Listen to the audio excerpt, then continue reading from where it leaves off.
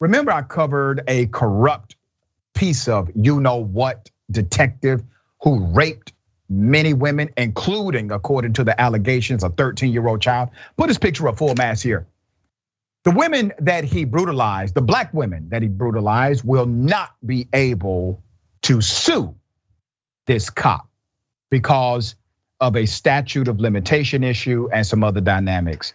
So keep his picture up.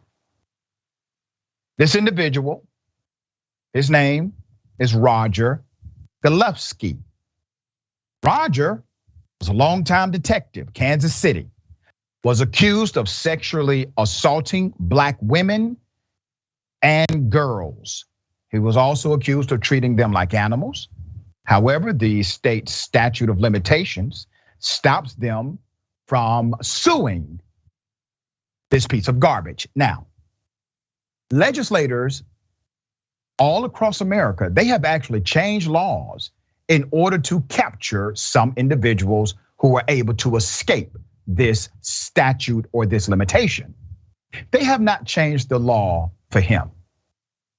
There are some left-leaning candidates and elected officials in that legislature who have proposed to do so. It has not happened. 2 black women who reportedly were victimized by this detective, by an abusive and corrupt retired Kansas City detective, are prohibited from taking civil action because of state law.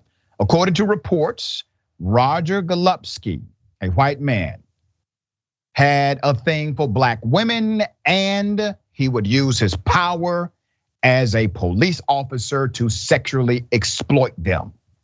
In one instance, he went so far, he decided to frame a woman's son for murder when she rejected his demands for sex. That's part of the record.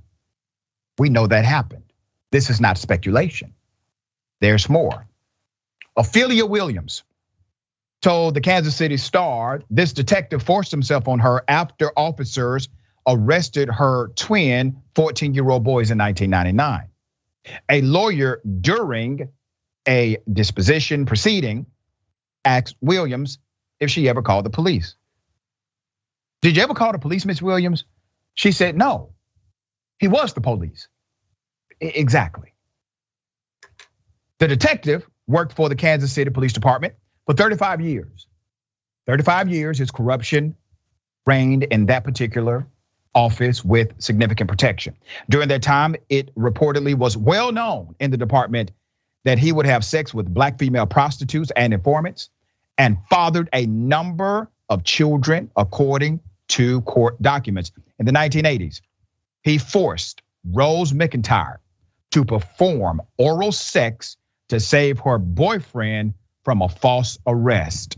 He then arrested her son Lamont for double murder after she blocked a second sexual encounter. Rose's son was exonerated after spending 23 years in prison. The courts looked at the case finally and said he committed no crime whatsoever. There's more. The McIntyre's case exposed this detective initially, who retired in 2010 as a captain. See, this is what happens. He's corrupt for decades. He doesn't get demoted. He doesn't get charged. He doesn't get walked out of the facility in embarrassment. He gets promotion after promotion after promotion. Here's the great irony of this story and this saga with this corrupt detective. The women that he sexually assaulted, they were locals who literally paid his salary. They were paying for their own oppression by way of government mandate. He was a captain, a leader in their community. There's more. Attorneys for the McIntyre family claiming the lawsuit, the detective preyed on about 70 women. I'm sure that's a severe undercount. He is reportedly facing a grand jury and state investigation. Williams said she hopes he is indicted and sent to prison. So that's the criminal aspect. That criminal aspect is continuing, okay? Lamont and Rose McIntyre, remember the family that he completely turned upside down? Lamont and Rose McIntyre received 12.5 million in a settlement from the unified government of Wyandotte County, Kansas City. Kansas at the end of June. It was a far cry from the nearly 100 million they actually sought. But the state law blocks Williams, whose son was also arrested for double murder, from suing. Isn't that interesting? He gets over 20 years in prison because of a corrupt cop. All of the judicial system is aware that he spent this time in prison because of the corruption that they allowed. And he's unable to even sue the man who did all of this criminal activity to land him behind bars because of a state statute. There's more.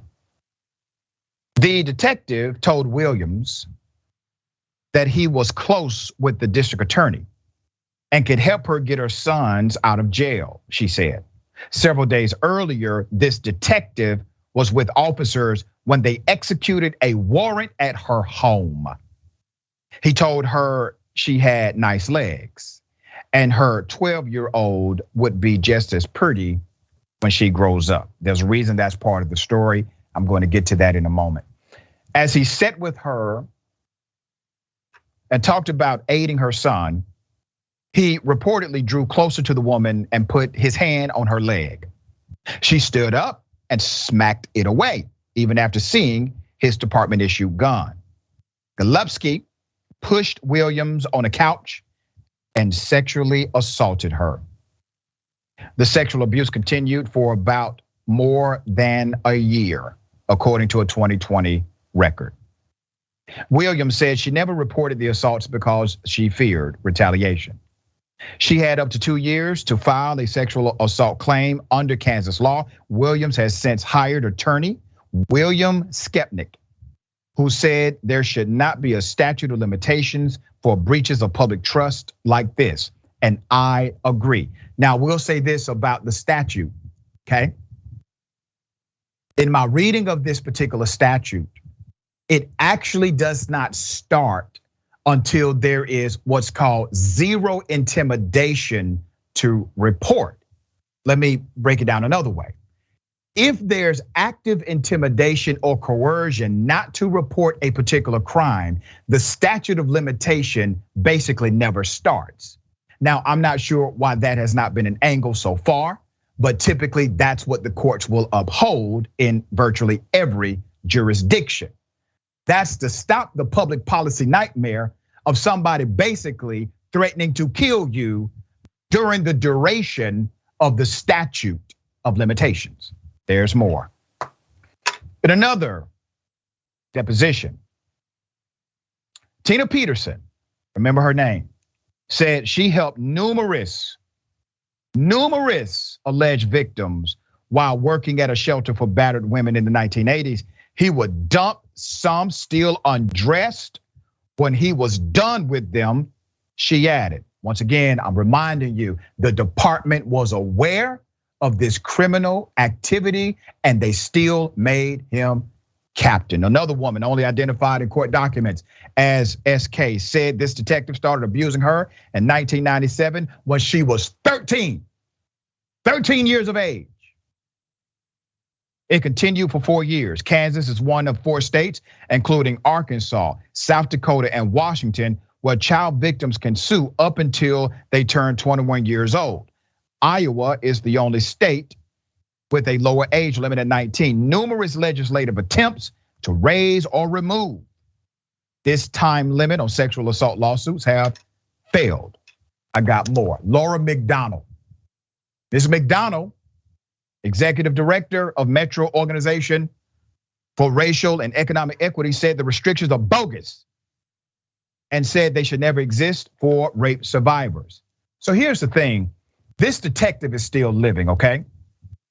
According to the advocate here, this detective, he's still alive, has a couple of pensions off of the tax dollars that these women earned and paid into. Isn't that something? He's still getting his pension, and they know that. McDonald said they're paying for his very survival, and he lives in retirement, and they've gotten zero justice whatsoever. What kind of system would allow this scumbag to still get multiple pensions while all of this criminal activity is in front of him that he did. All of the victims across his 35-year career as a member of law enforcement. Casey said the former lawman called her and said she was a witness to a crime and she needed to meet with him to absolve herself from wrongdoing. The detective then molested and raped the girl. He allegedly threatened to kill her and harm her if she ever reported it. He told me just keep my mouth shut. And that if I wanted to see my sweet little grandma again, he advised me not to talk to anyone or speak to anyone and basically act as if he did not exist, she said. Or I would be kissing my grandma goodbye and my brother would be doing life in jail. Put up the picture of this evil man. Look at him. Let's be very clear. He did not become a police officer and then engage in corruption. He was already corrupt. That's the reason he became a police officer. Do you see that? Because he knew what profession would provide him with the opportunity and protection he needed to be the psychopathic SOB that he is. And he was right. Rayyvana, thoughts here?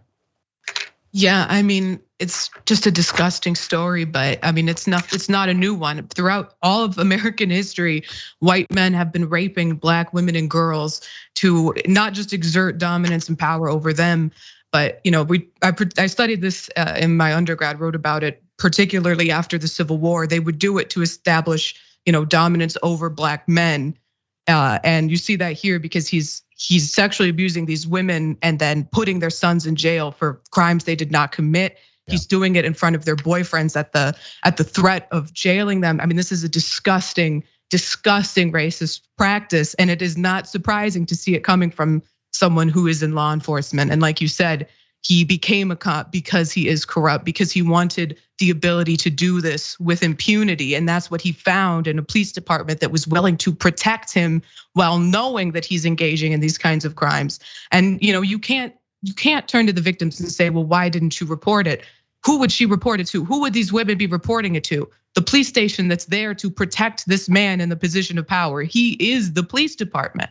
So I know they're arguing that there should be no statute of limitations for bringing the civil case because of that betrayal of public trust. I fully agree. I'll take it a step further and I say there should be no statute of limitations on bringing suits against sex criminals in any case, because there's so many circumstances where women are fearful for their lives, even without direct threat of pushback or of harm from their abusers. There's tons and tons of circumstances as to why a woman would not report sexual abuse.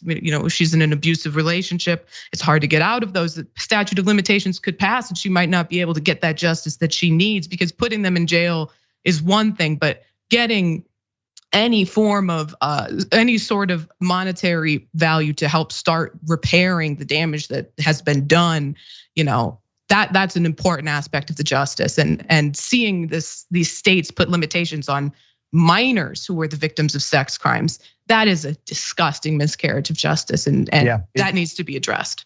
That's right. And listen, it's not as if others cannot do the right thing here. That local government, they are able to simply make this right if they choose to.